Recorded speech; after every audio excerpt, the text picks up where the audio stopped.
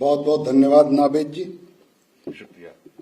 Samajwadi party मुख्यालय उत्तर प्रदेश में virtual rally के लिए मुझे समय देने के लिए समाजवादी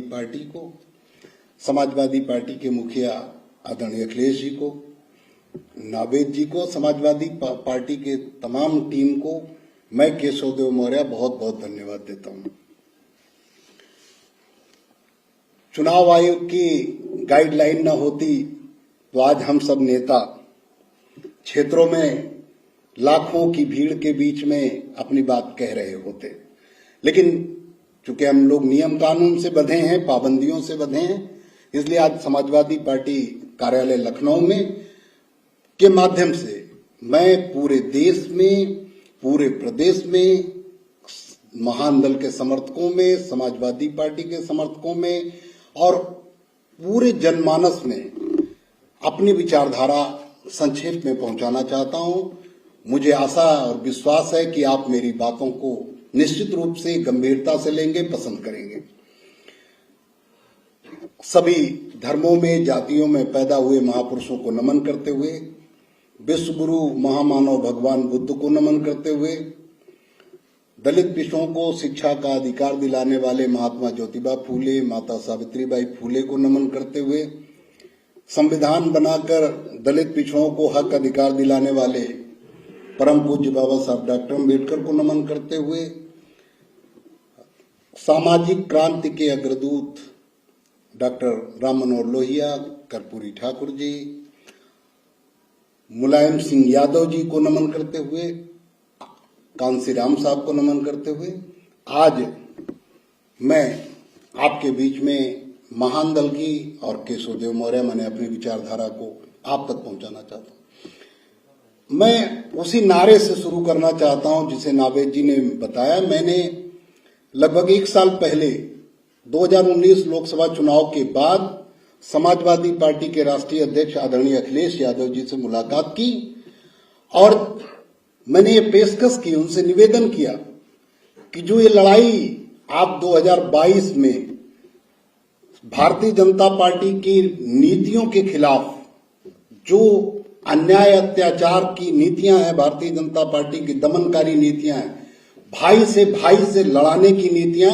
इनके खिलाफ जो आप लड़ाई लड़ने जा रहे हैं, उस लड़ाई में मेरा छोटा सा सहयोग जो हो सकता है उसके लिए मुझे अवसर प्रदान करें।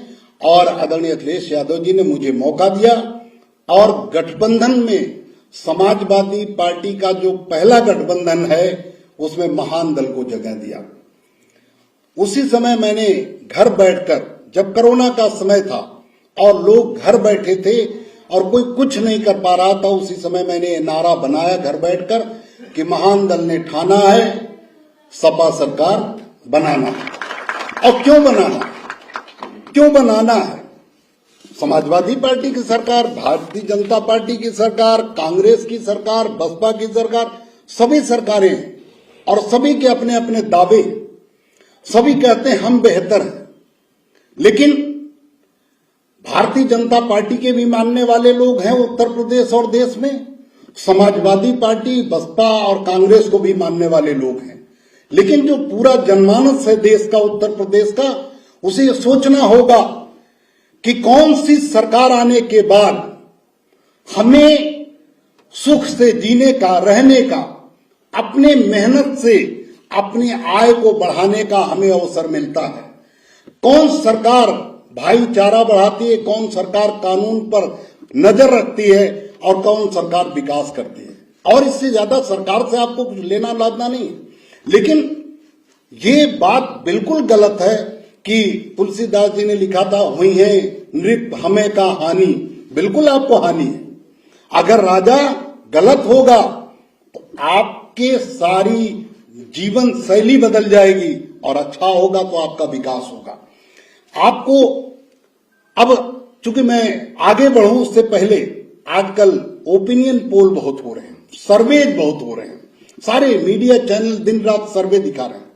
लेकिन मैं अभी इंडिया टीवी पे बैठा था, सर्वे आया नावेद जी, मैंने वहां पूछा, मैंने कहा मेरी उम्र 53 साल हो गई और मैंने अब तक महान दल बनाने के बाद सैकड़ों रैली की। मैंने सहारनपुर में रैली की, मुजफ्फर में रैली की, शामली में रैली की, मुरादाबाद में 1 लाख से ज्यादा लोगों की रैली की, बिजनौर में 10 रैली की मैंने आगरा में रैली की, मैंने तमाम उत्तर प्रदेश में कासगंज, बदायूं, पूरे उत्तर प्रदेश में मैंने रैली की, फिरोजाबाद में मैंने रैली की। लेकिन मैंने हर रैली में मुख्य रूप से पूछा, पब्लिक से पूछा कि इनमें जितने लोग बैठे हैं उनमें से हाथ उठा के बताओ जिससे किसी टीवी चैनल ने किसी भी चुनाव से पहले पूछा हो कि आप वोट किसको देने जा रहे हो। आप लोगों से पूछा।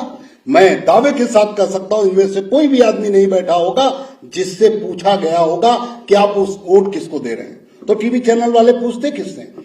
बिल्कुल गलत। वो ऑफिस में बैठकर सर्वे करते हैं, कहीं जाते नहीं, किसी से नहीं पूछते। और मैं दावे से कह सकता हूं अपने, आप मतदाता हैं उत्तर प्रदेश के, देश के, आप अपने सीने पर हाथ रख के देखिए, क्या कभी किसी ने आपसे पूछा? फिर सर्वे कहां से आते हैं? सर्वे ऑफिस में बैठ के होते हैं, लेकिन इस आधार पर होते हैं और उनके सर्वे अक्सर ठीक हो जाते हैं। क्यों ठीक हो जाते हैं? जो सर्वे टीवी में दिखाया जाता है अक्सर सरकारें वैसी बन जाती हैं। कैसे? जब वो पूछते नहीं तो बन कैसे जाती? इसलिए बन जाती हैं कि आपके दिमाग में ये पहले से बैठा हुआ है कि हारते हुए को वोट नहीं देना है, नहीं तो वोट खराब हो जाएगा। अब ये आपके पहले से दिमाग में बैठा दिया गया कि हारते हुए को नहीं देना। और टीवी चैनल पहले से परोस रहे हैं कि फला की सरकार बनेगी, इस बार बसपा की बनेगी तो कांग्रेस की बनेगी, तो भाजपा की बनेगी तो सपा की बनेगी। और आप जब देखते हैं कि यार सरकार तो बन ही नहीं रही है जिसकी हम चाहते हैं, तो आप उसको वोट दे देते हैं जिसको नहीं देना चाहते।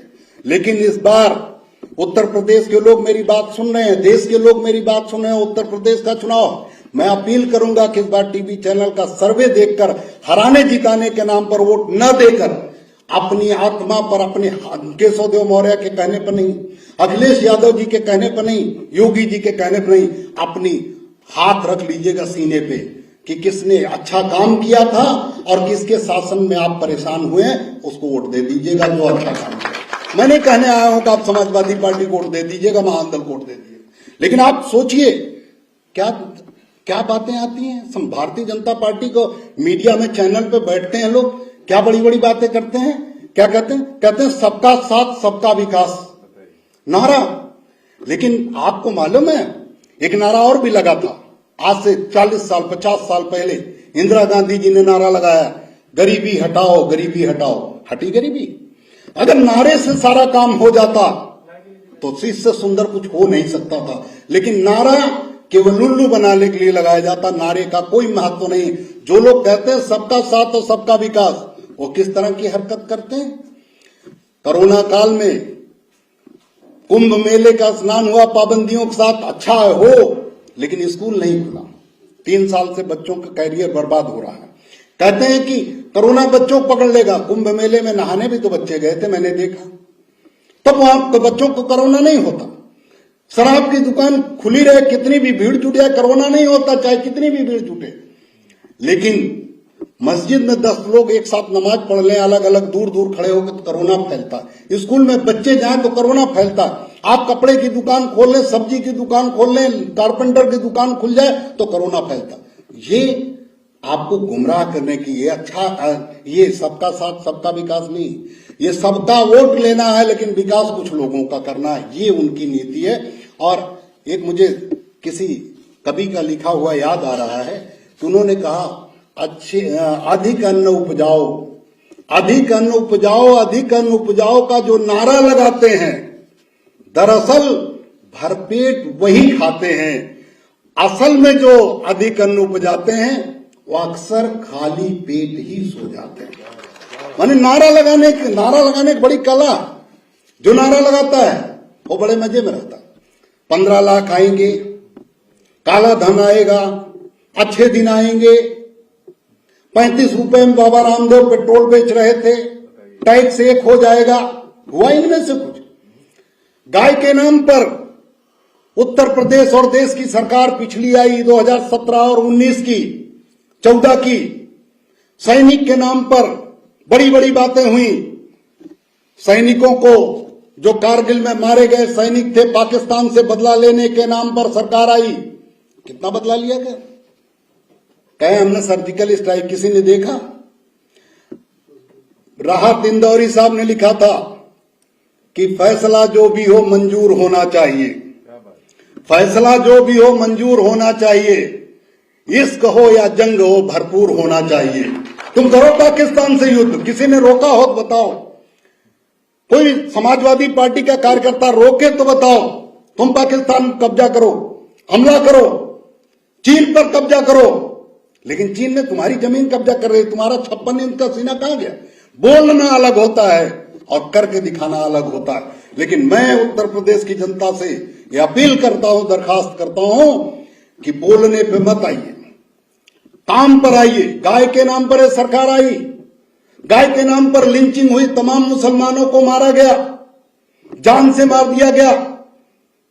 उन्होंने गाय के साथ अच्छी बुरी जो भी हरकत की होगी, मुझे नहीं, मैं उसमें नहीं पढ़ना चाहता, लेकिन तुम गाय के नाम पर सरकार बनाते हो, गाय के नाम पर तुम बवाल करते हो।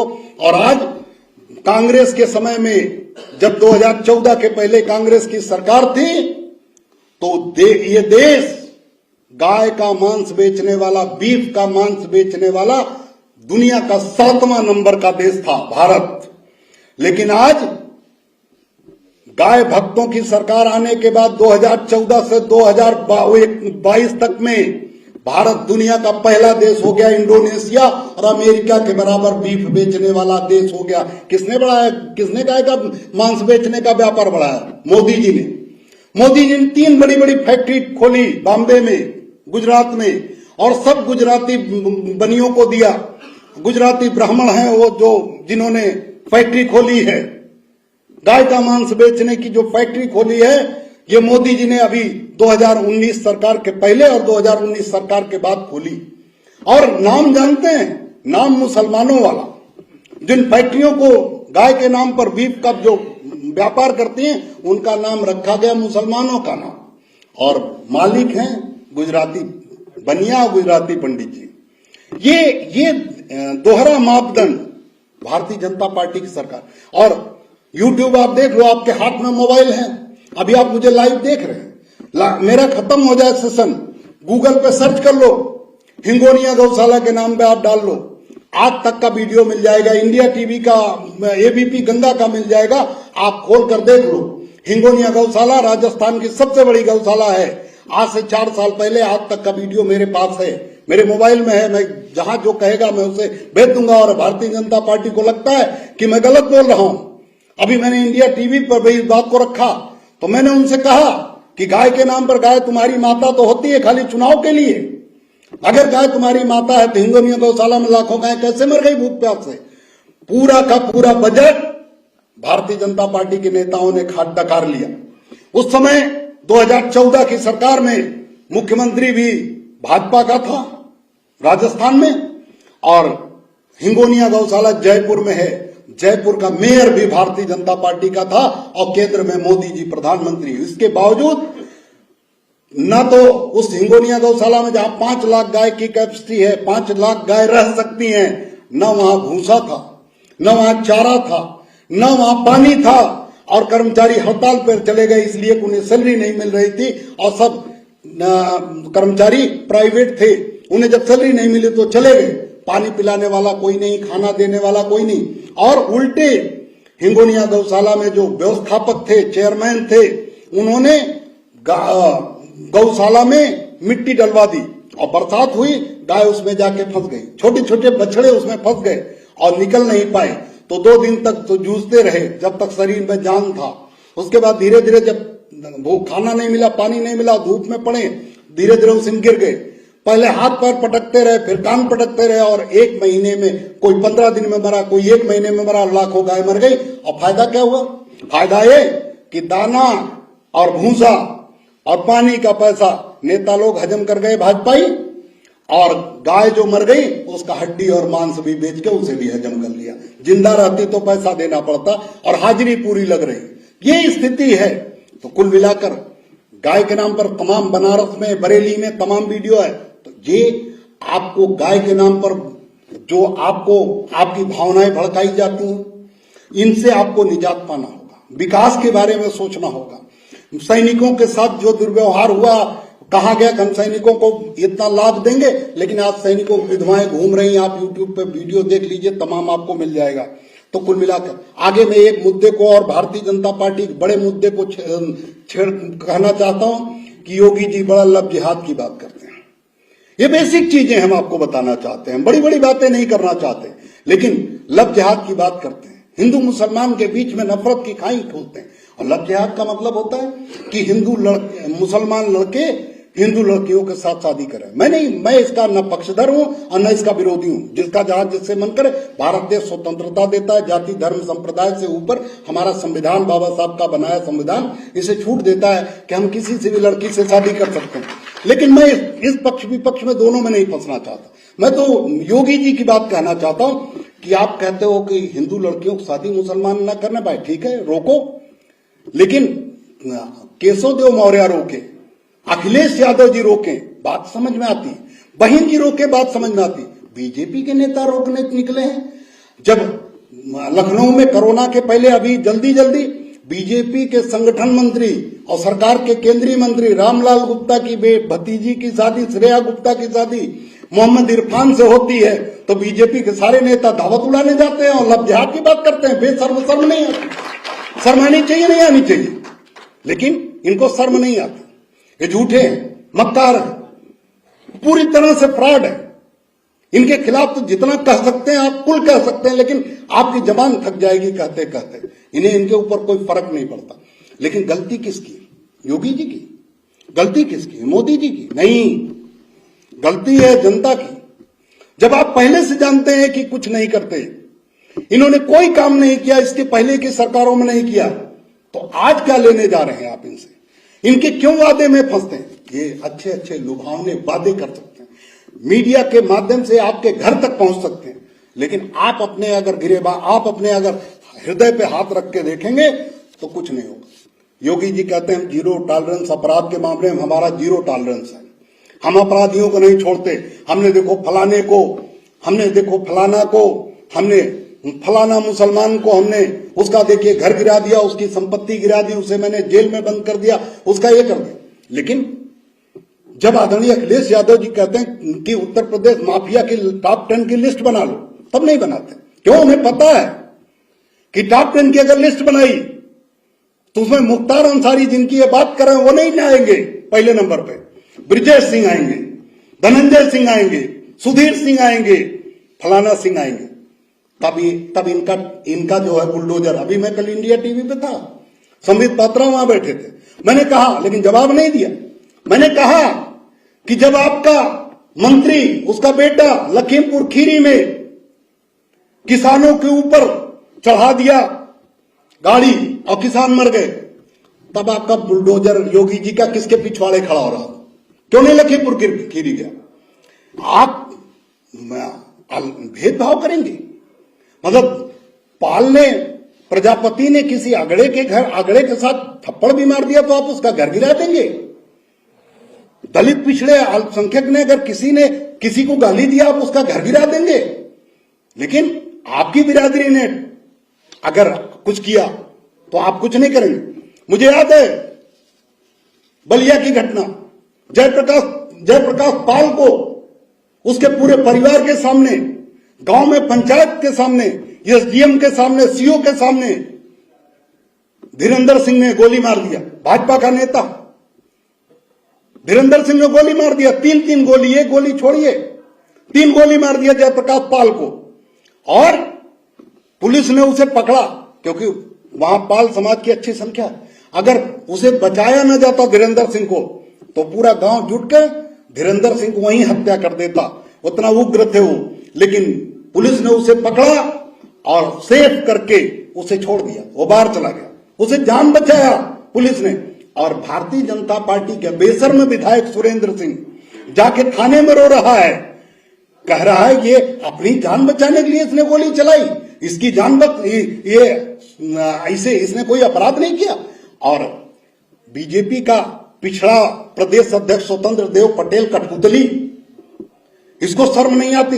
ये सुरेंद्र सिंह के ऊपर फूल फेंक रहा है, बहुत अच्छा किया तुमने, जयप्रकाश पाल को मारने वाले अपराधी को तुमने बचाया, बहुत अच्छा किया। ये भारतीय जनता पार्टी में पिछड़ों का अपमान हो रहा। केशव प्रसाद मौर्य को के नाम पर 2017 में वोट मांगा गया, क्योंकि मेरा भी नाम केशव प्रसाद मौर्य है और मैंने 2008 में महान दल बनाया। मैं धीरे धीरे मजबूत हुआ। 2012 में मुझे एक विधानसभा में ठाकुर द्वारा विधानसभा मुरादाबाद के 48,000 वोट मिला और सैनी बेल्ट में मुझे सबसे ज्यादा समर्थन मिला, जो सैनी बेल्ट है पश्चिमी उत्तर प्रदेश का। वहां मुझे नूरपुर में, चांदपुर में, बिजनौर की और तमाम जिलों में, सहारनपुर में, मुजफ्फरनगर में अच्छा समर्थन मिला। मुझे 35,000, 32,000, 30,000 करके दर्जनों सीटों पर वोट मिला और 50 जगह पे भारतीय जनता पार्टी मेरे वजह से हार गई 2012। भारतीय जनता पार्टी को लगा कि कौन सा बवाल आ गया। अमित शाह जी ने मुझे दिल्ली बुलाया और कहा कि आप पार्टी बंद करो, मेरी पार्टी में आ जाओ, महान दल बंद करो। मैंने कहा मैं पार्टी नहीं बंद करूंगा, मैं गरीब परिवार से हूं और मेरे पास पैसा नहीं था जब मैंने पार्टी बनाई। समाज ने, शाक्य सैनिक कुशवाहा मौर्य समाज ने एक एक पैसा देकर मुझे पार्टी चलवाया और इस नाम पर पार्टी खड़ी करवाया कि समाज को हक हिस्सा मिल सके, न्याय मिल सके, सम्मान मिल सके।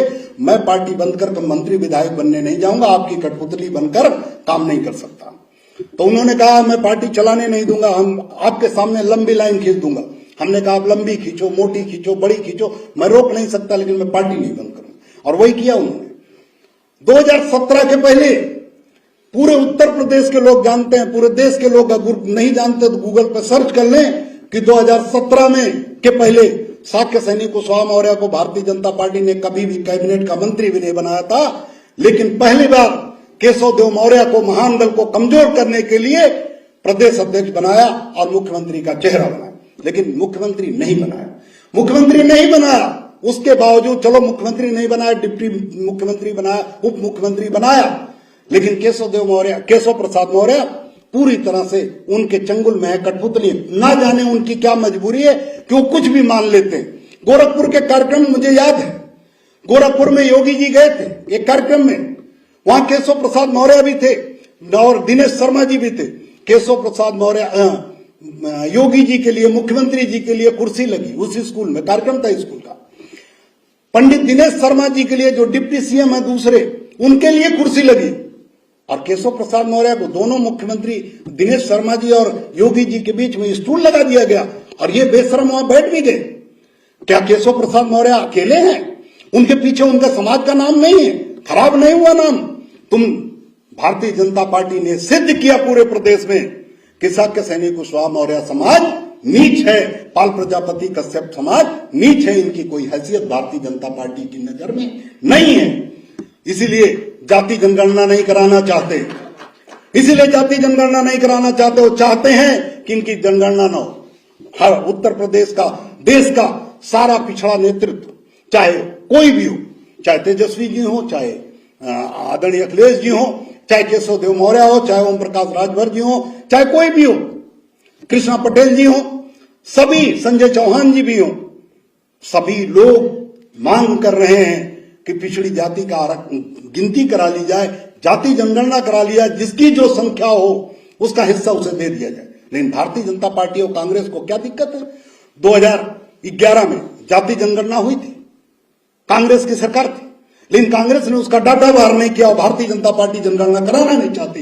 ये दोनों एक सिक्के के दो पहलू। कल मैं इंडिया टीवी पर बैठा था, संबित पात्रा सोनिया गांधी जी के नाम पर अखिलेश जी को बदनाम कर रहे। मैंने उनसे कहा हमसे सोनिया गांधी जी से क्या मतलब? आप खुद सोच के देखिए, समाजवादी पार्टी के साथियों, महान दल के समर्थकों या देश उत्तर प्रदेश के नागरिकों, सोच के देखिए कि कांग्रेस पार्टी लगातार आदरणीय अखिलेश जी के ऊपर दबाव बना रही थी कि वो गठबंधन में कांग्रेस को ले ले, लेकिन अखिलेश यादव जी लगातार मना करते रहे कि मैं कांग्रेस को गठबंधन में नहीं लूंगा। तो आप सोच के देखिए कि कांग्रेस जब गठबंधन में अखिलेश जी ने नहीं लिया कांग्रेस को, तो कांग्रेस नाराज किससे होगी?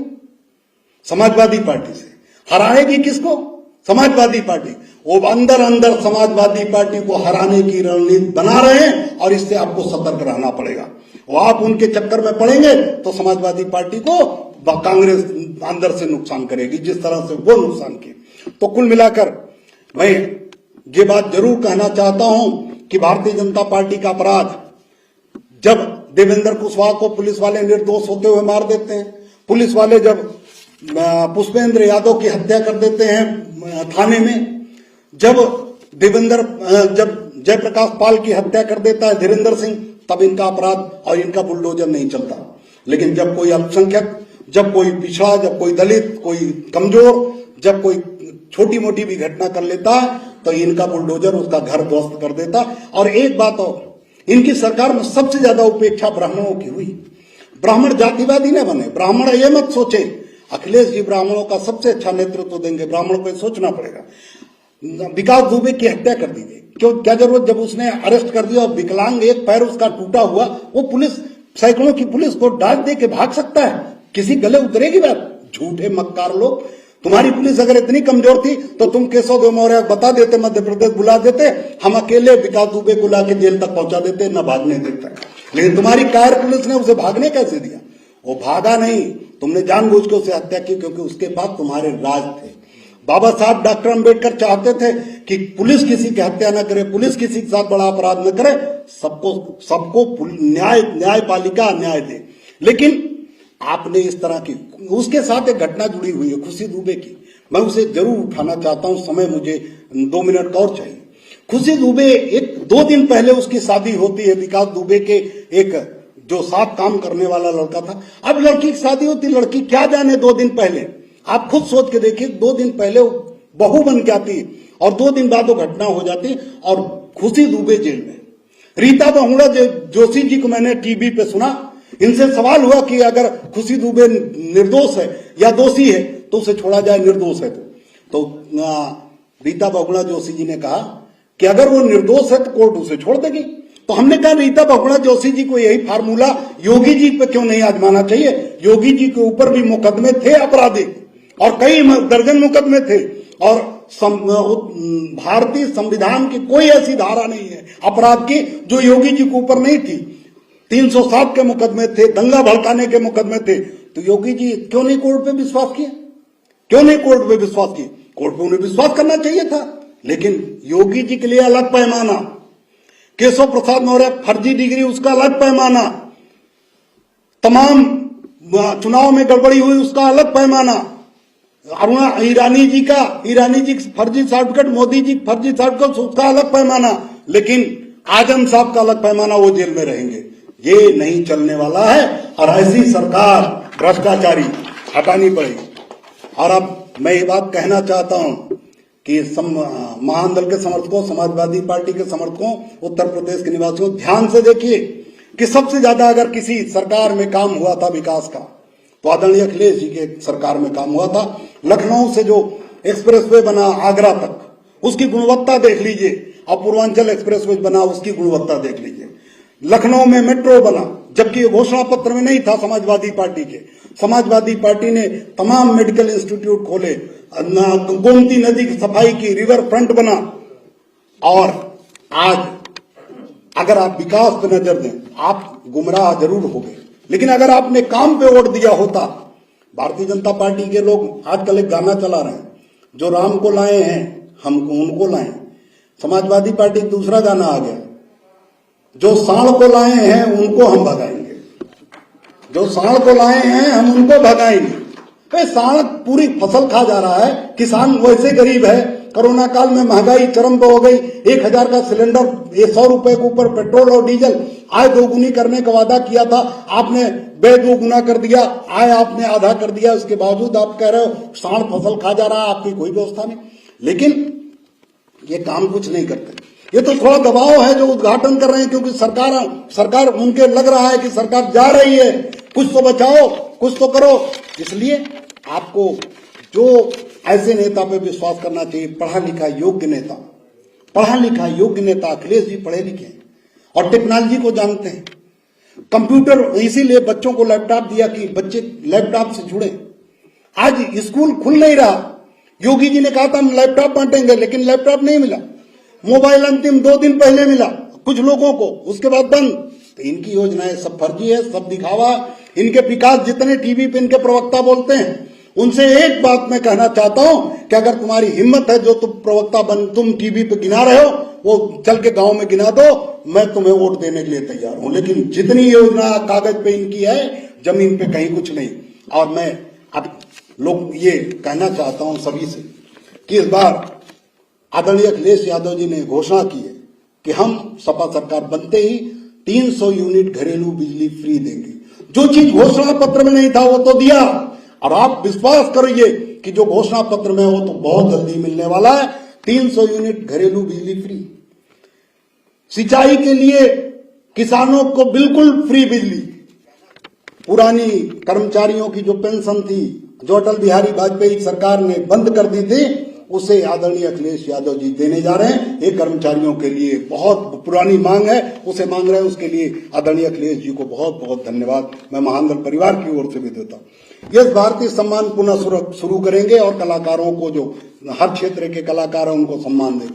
और एक नई योजना शुरू करने जा रहे हैं आदरणीय अखिलेश जी कि आप अपने अगर कस्बे में, आप अपने नगर में, आप अपने जिले में, अपने मुख्यालय पर अच्छा काम करते हैं तो एक सामाजिक अच्छा काम करने वाले व्यक्ति को नगर सम्मान से पुरस्कृत करेगी समाजवादी पार्टी की सरकार। और उसमें जो भी, जैसे भारतीय में सम्मान में आर्थिक मदद होती है और पुरस्कार होता है, वैसे इसमें नौजवानों को पुनः लैपटॉप दिया जाएगा।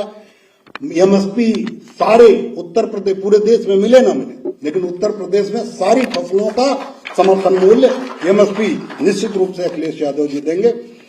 किसानों के लिए एक नई योजना शुरू करने जा रही है समाजवादी पार्टी सरकार। 15 दिन में गन्ना किसानों का बकाया उन्हें भुगतान मिलेगा। उसके लिए समाजवादी पार्टी रिवॉल्विंग फंड बनाने जा रही है। अब आप रिवॉल्विंग फंड का नाम सुन के आप सोचेंगे कि क्या समाजवादी पार्टी 10,000 करोड़ रुपया स्टोर रखेगी सरकार की तरफ से किसानों के लिए, और उसमें ये फंड है सरकारी। इससे जिस किसान की गन्ने की फसल हो गई, 15 दिन उसने 15 दिन बीत गया, उसे फसल बेचे, 15 दिन के बाद ऑटोमेटिक उनके खाते में पैसा पहुंच जाएगा। और जो गन्ना मिल, उसके पास अगर पैसा आने में पेमेंट लेट है तो 15 दिन बाद, 20 दिन बाद, 1 महीना बाद उस फंड में डालती रहेगी, जिससे ये सर्कुलेशन बनता रहे, एक तरफ से आता रहे, दूसरी तरफ से जाता रहे। और ये एक बहुत अच्छी योजना है किसानों के लिए। किसानों को ब्याज मुक्त लोन दिया जाएगा। समाजवादी पार्टी की सरकार बनने पर बिल्कुल किसी तरह का ब्याज नहीं, निःशुल्क लोन दिया जाएगा, ब्याज मुक्त लोन दिया जाएगा। और इस बार पेंशन योजना जो माताओं बहनों को मिलता है वो 18,000 प्रतिवर्ष, 18,000 प्रतिवर्ष के सभी माताओं बहनों को इस बार पेंशन योजना का लाभ मिलेगा। बीमा और पेंशन व्यवस्था पुनः शुरू की जाएगी। समाजवादी पार्टी की सरकार बनने पर जो किसान आंदोलन के तहत जो किसान शहीद हुए हैं उनके परिवार को 25-25 लाख रुपया का आर्थिक मदद समाजवादी पार्टी सरकार करेगी।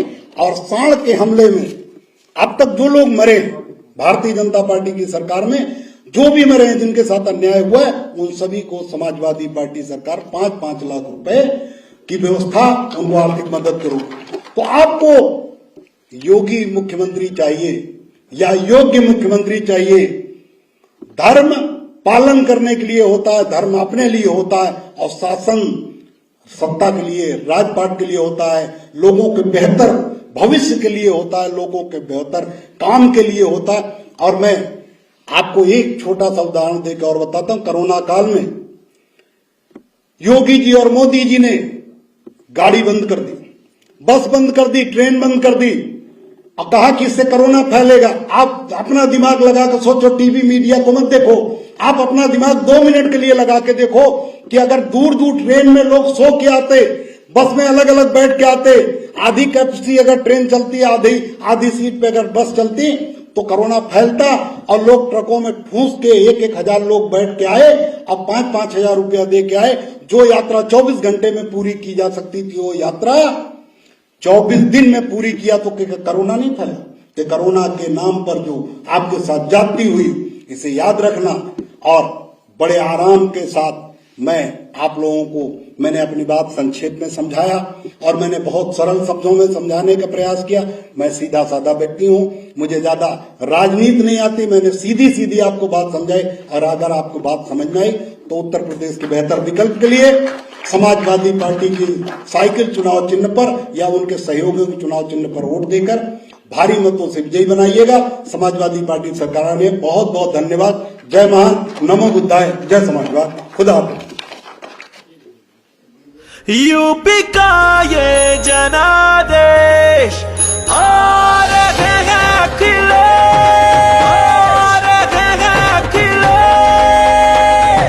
नई हवा है, नई सपा है, नई हवा है। बड़ों का हाथ, युवा का साथ। नई हवा है, नई सपा है, नई हवा है, नई सपा। 22 में बाइसिकल